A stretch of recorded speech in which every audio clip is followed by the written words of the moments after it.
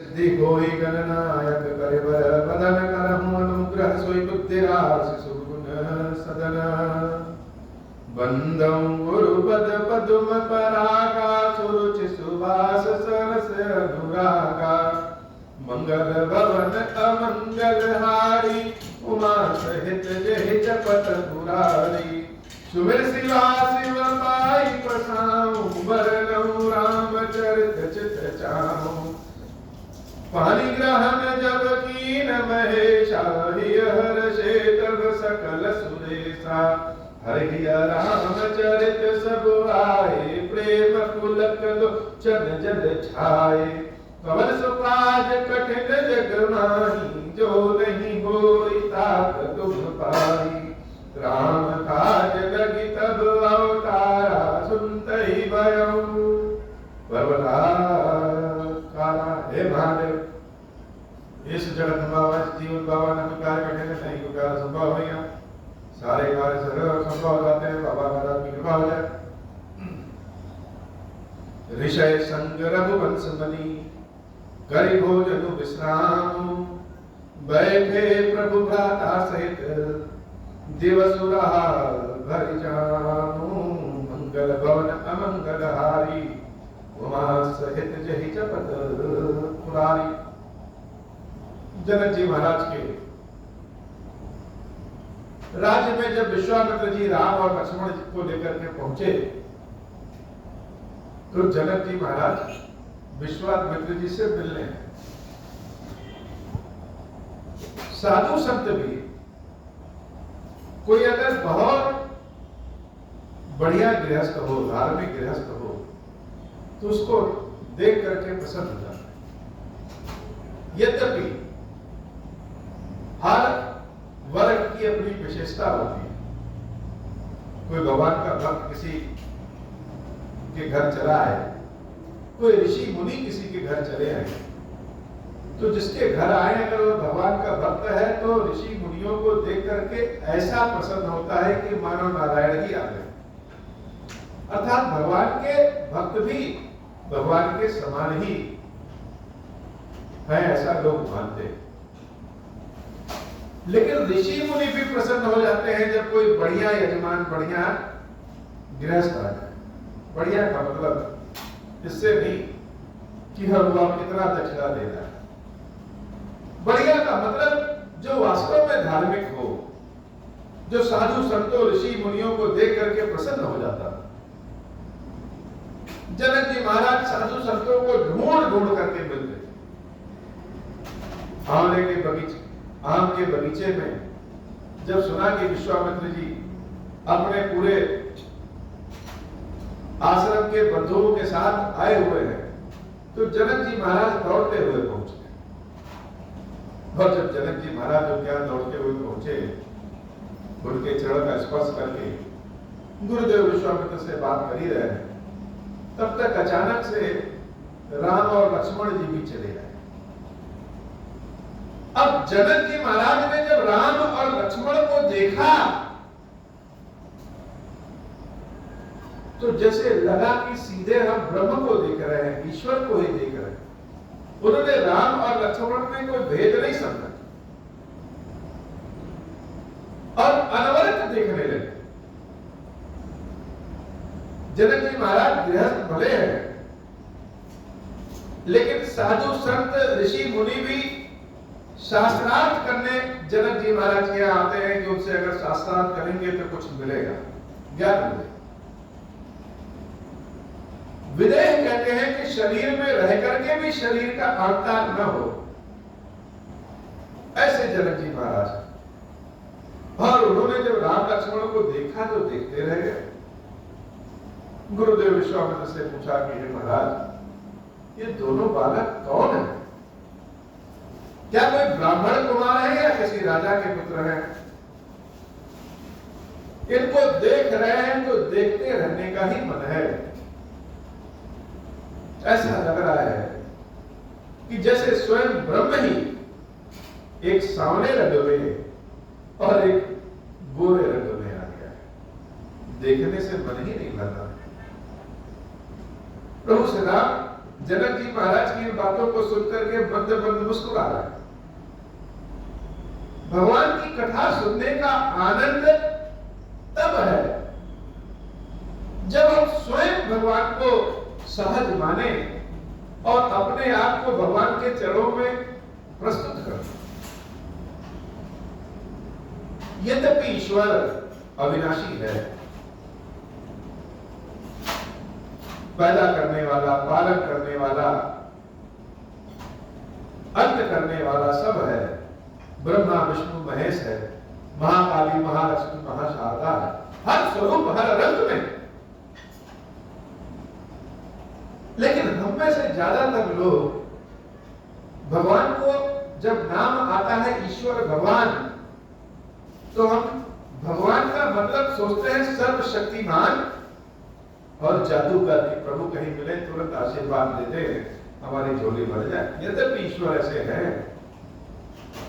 लेकिन ईश्वर के असली सानिध्य का आनंद, असली प्रेम का आनंद तब है जब हम अपने समान ही ईश्वर को सहज मान लें। महाराज मनु ने जब घोर तपस्या किया, भगवान ने स्वयं कहा कि मानो क्या मांगते, तो मनु महाराज कुछ भी मांग सकते, लेकिन भगवान के प्रति अपने सहज प्रेम को प्रदर्शित करने के लिए उन्होंने कहा कि आप मेरे पुत्र बनकर किया है। जनक जी महाराज बार बार कह रहे हैं जैसे भगवान ही स्वयं आ रहे हैं।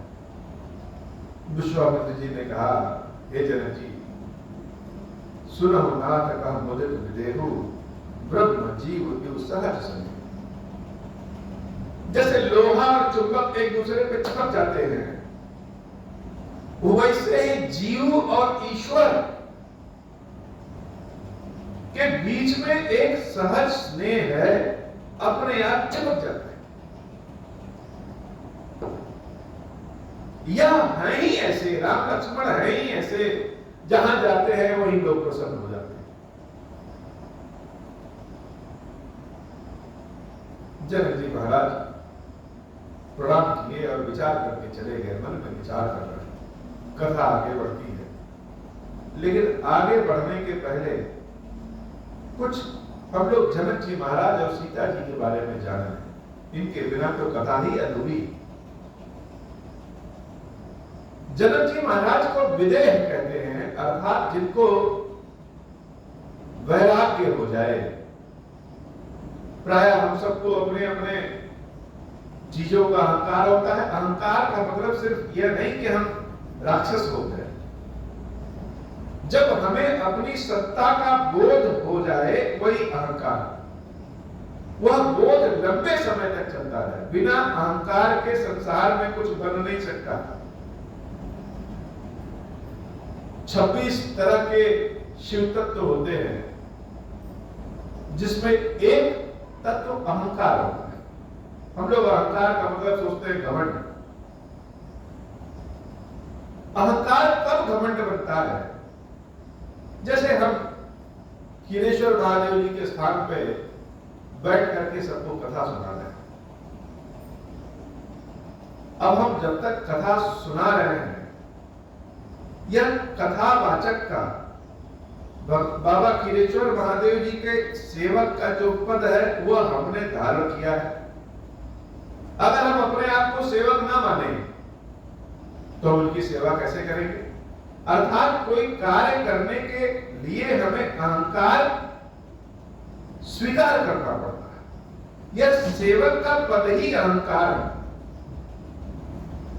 लेकिन कथा सुनाने के बाद जब हम इस मंच से नीचे उतरे, या कथा सुनाते समय ही जो लोग नीचे बैठे उनको देखे और सोचे मन में कि अरे हम तो विशेष हैं, बाकी सब लोग तो अरे गहरे, हमको तो विशेष ज्ञान है और किसी को कोई ज्ञान नहीं। और मंच से नीचे उतरने के बाद भी हम अपने आप को एकदम अति विशिष्ट प्रस्तुत करें, यही घमंड। अहंकार घमंड में बदल जाता है। तो जब अहंकार घमंड में बदल जाए या बिना जरूरत के हो जाए, वह राक्षसी प्रवृत्ति का है। महाराज जनक राजा हैं, देवी सीता के पिता हैं, लेकिन कभी भी उनको अहंकार नहीं होता। जानते हैं कि यह शरीर नश्वर है, आज हम राजा हैं तो क्या हुआ, नश्वर है। लेकिन यह जानकारी कहां से मिली? ज्ञान जानकारी तो हम सब जानते हैं, सदा सत्य बोलो, जीवों पे दया करो, अहिंसा करो, जानने के बाद भी नहीं बोलते। तो ज्ञान की जानकारी होना और ज्ञान को अपने लिए प्रस्तुत कर लेना, यह दोनों अलग है। जनक जी महाराज जानकारी भी रखते हैं और उसी ज्ञान के अनुरूप प्रस्तुत हो जाते हैं।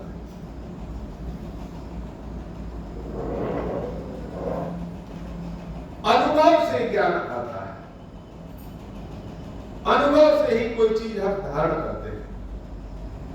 जब अनुभव धीरे धीरे बढ़ता जाता है तो हम जानते हैं कि क्या चीज सही है और क्या गलत। महाराज जनक पहले से ज्ञानी थे और भगवान शंकर के बहुत बड़े भक्त थे। महाराज जनक और देवी सुनैना उनकी पत्नी दोनों मिलकर के भगवान शंकर का अभिषेक सेवा आदि किया करते थे।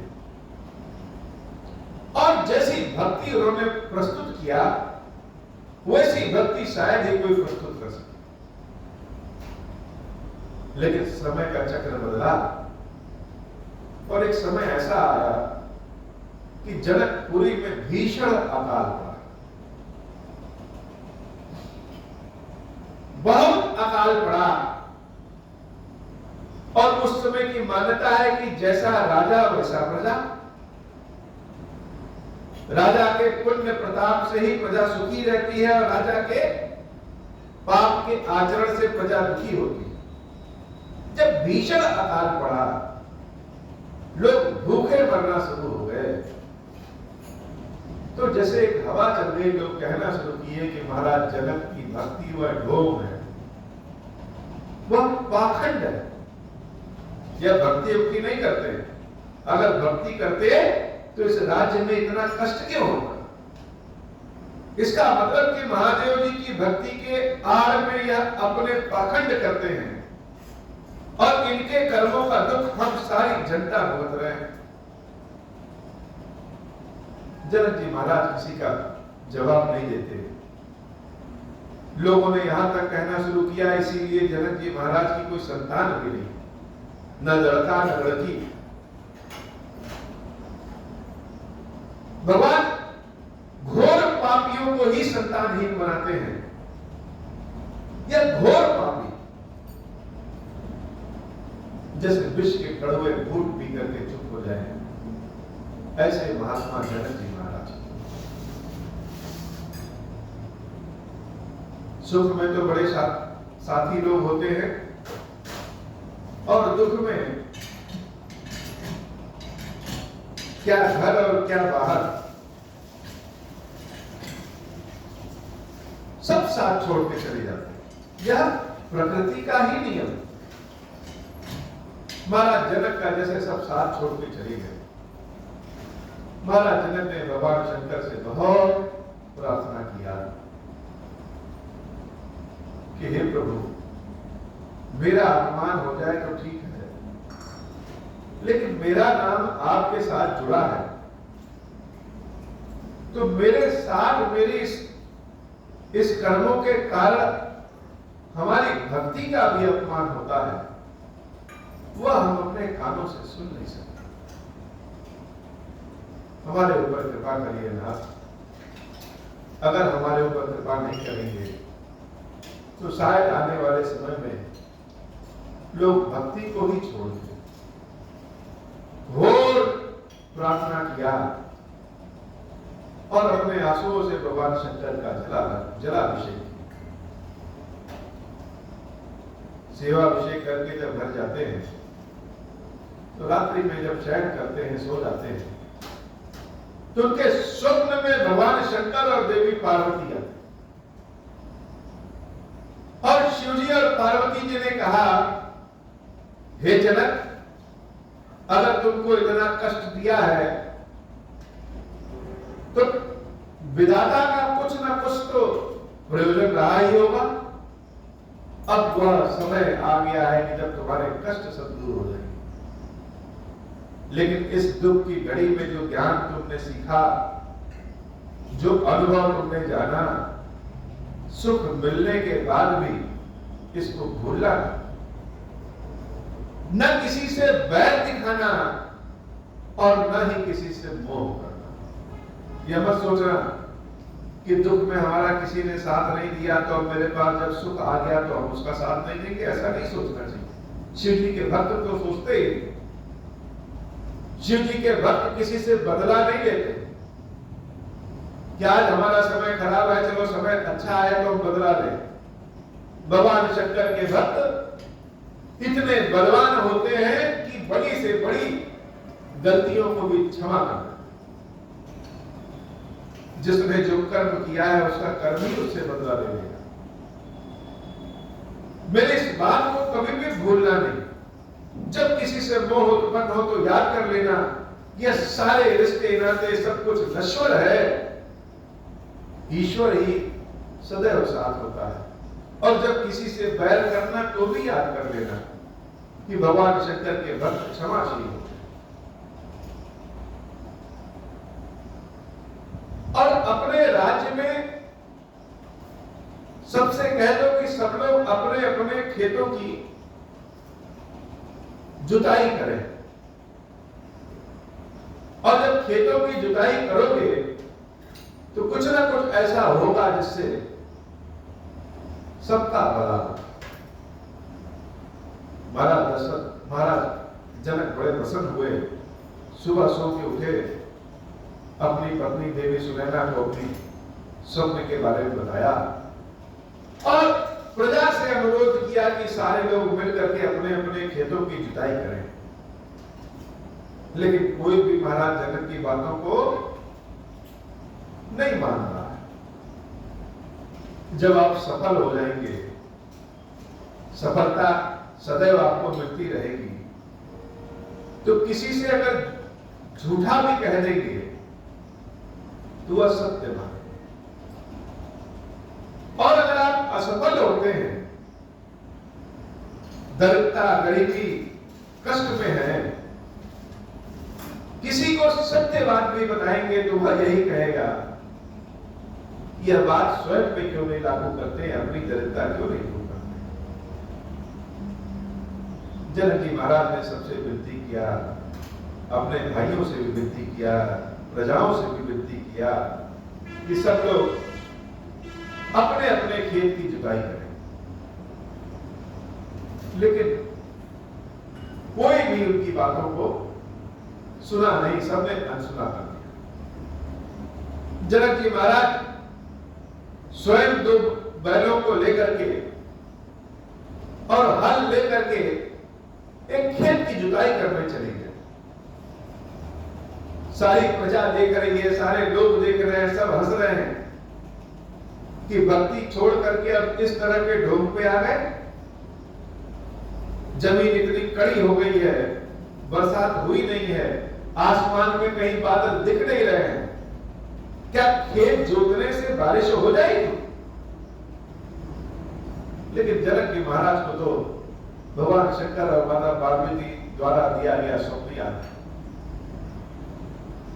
महाराज जनक हल लेकर के स्वयं जोतने के लिए निकल गए। इतनी कठोर भूमि बड़े कष्ट से जुताई कर रहे हैं। पूरे खेत की जुताई लगभग कर दिया और लोग बार बार हंस रहे हैं कि देखो अब पानी बरसने वाला है, देखो देखो अब पानी बरसने वाला है। जनक जी महाराज किसी की बात का प्रतिकार नहीं करते हैं। शिव जी का आशीर्वाद है तो कुछ सोच के, जब छोटा सा थोड़ा सा सिरा खेत का बच गया जुताई करने के लिए, जनक जी महाराज जब उस क्षेत्र की जुताई करना शुरू किए तो उनका हल आगे ही नहीं बढ़ा। जैसे कहीं कहीं कठोर भूमि होती है तो हल फंस जाए, ऐसे ही एक जगह हल फंस गया और आगे ही नहीं बढ़ रहा है। जनक जी महाराज ने बहुत प्रयास किया लेकिन आगे नहीं बढ़ा। फिर से प्रयास किए तो इस बार जब हल आगे बढ़ा तो कुछ टन से आवाज आई और फिर वहीं बैल रुक गए। जनक जी महाराज ने उस क्षेत्र की जब उस उतने जगह की खुदाई की तो उसमें एक बड़ा सुंदर सा कलश निकला। कलश लाल रंग के कपड़े से उसका मुंह बंधा था और जब कलश के मुंह को खोलते हैं तो आश्चर्यचकित हो जाते हैं। कलश में एक बहुत ही छोटी सी प्यारी सी एक पुत्री जैसे बेटी रहती है। भीषण धूप में जब उस कलश के भीतर एक छोटी सी प्यारी लड़की को जब जनक जी महाराज देखते हैं तो जैसे उस कलश में से हाथ बढ़ा करके वो कहना चाहती है कि हमको बाहर निकालो। जैसे जनक जी महाराज की वर्षों से वह इंतजार कर रही हो, कितना देर कहां कर दिए, हमको बाहर निकालो। और अपने छोटे छोटे नन्हे हाथ उस कलश से बाहर कर रही है, पैर फेंक करके जैसे बच्चे खेलते हैं वैसे खेल रही है। जनक जी महाराज जब उस पुत्री को देखते हैं तो जैसे आनंद के भाव में कि महादेव ने तो कहा था कि बरसात होगी और यह क्या मिल गया। जैसे बहुत भीषण गर्मी हुई हो और ठंडी हवा का झोंका चले तो लगता है कि कितना अच्छा सुख मिला, कितना अच्छा आनंद मिला। जनक जी महाराज उस पुत्री को उस कलश से बाहर निकालते हैं और अपने गोदी में लेते हैं तो ऐसा लगता है जैसे उनके कष्ट ही दूर हो गए। यह कलश देवी की कृपा है। देवी ने जिसके जिसके ऊपर कृपा किया है, अगर हम सूक्ष्म अध्ययन करें तो कलश का मतलब महाकाली, महालक्ष्मी, महाशारदा की कृपा। माता सीता कौन है? माता सीता ही आदिशक्ति।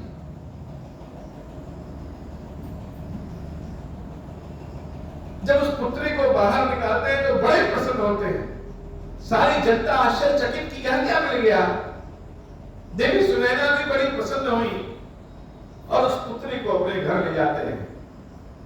हल का जो नोक है उसका नाम है, उसको कहते हैं सीता। और उस हल के नोक से उस कलश का पता चला, इसलिए अपनी पुत्री का नाम उन्होंने सीता रखा।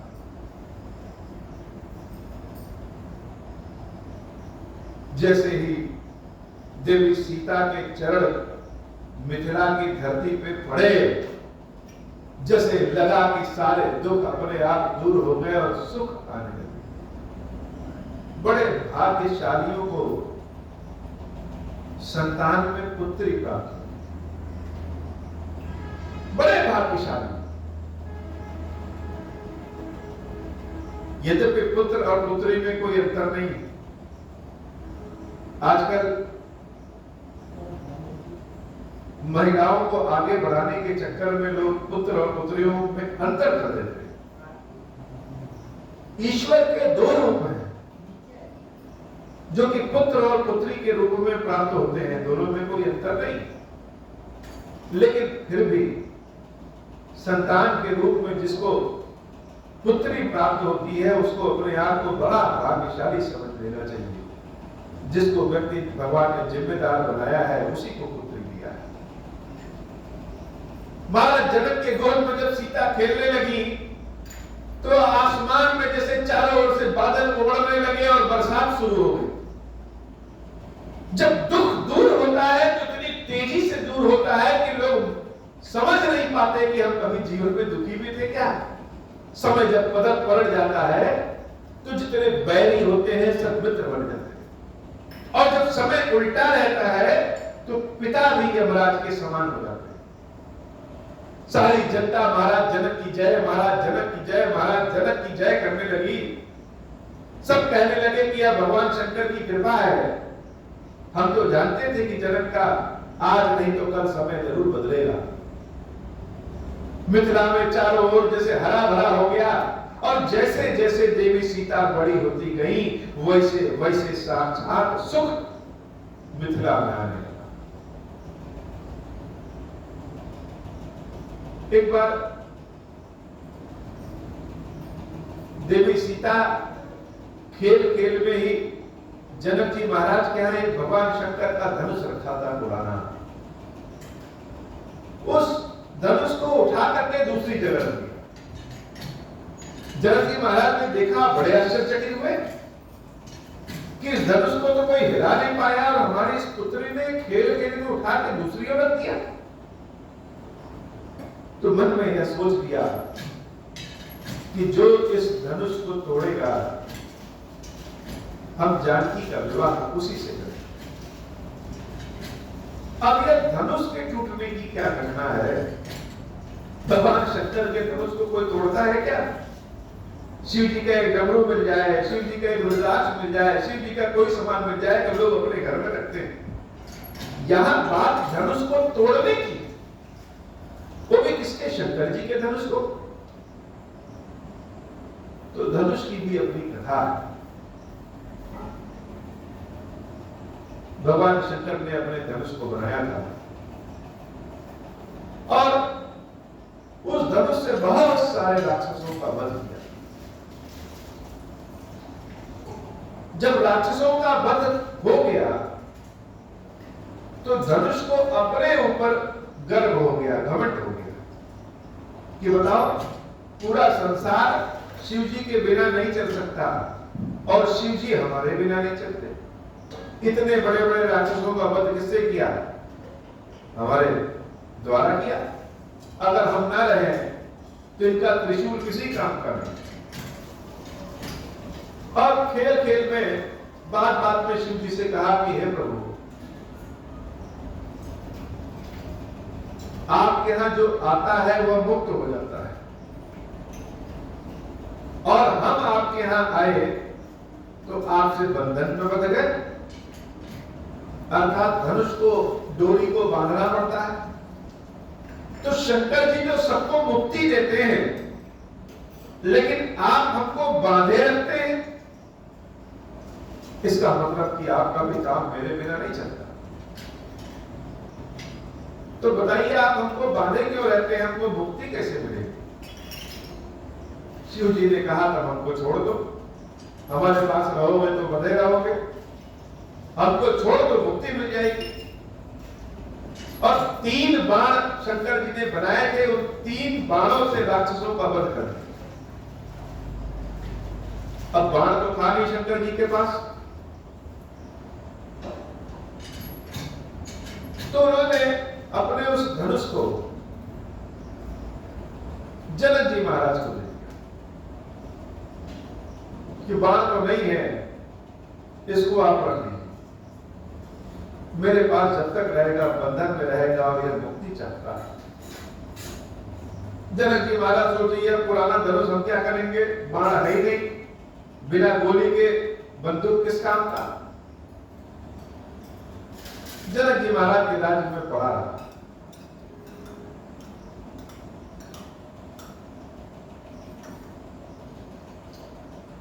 अर्थात वह धनुष जैसे स्वयं चाह रहा था कि मुक्ति मिल जाए।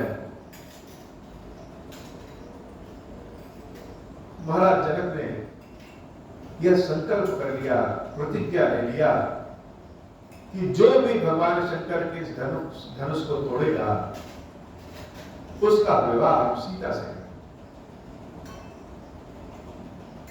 आज वह समय आ गया है जब देवी सीता का स्वयंवर होने वाला है।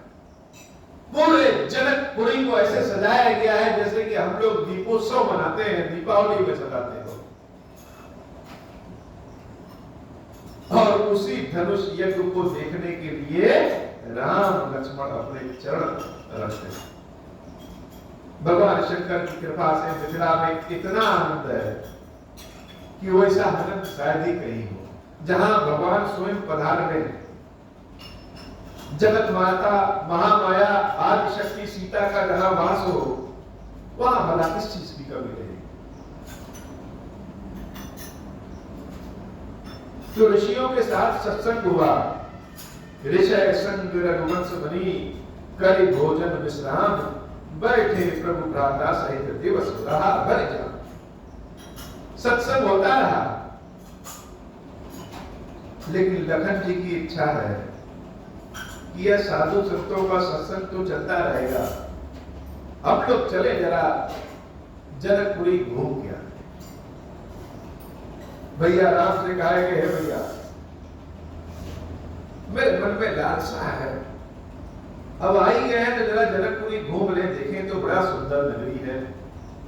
कहाँ है ऋषियों के कूड़ों के बीच में हम लोग बैठे हैं, चले जरा हम लोग घूम टहल के आए और इन लोग को अपना प्रवचन करने दें, जैसे कि बच्चों का मन करता है। क्यों खेले कूदे, अभी कोई कथा का आयोजन कर दिया जाए, प्रवचन का आयोजन कर दिया जाए तो बच्चे बोर होने लगे, और नृत्य संगीत का आयोजन कर दिया जाए तो सब आनंद में। यह बच्चों का स्वाभाविक गुण है।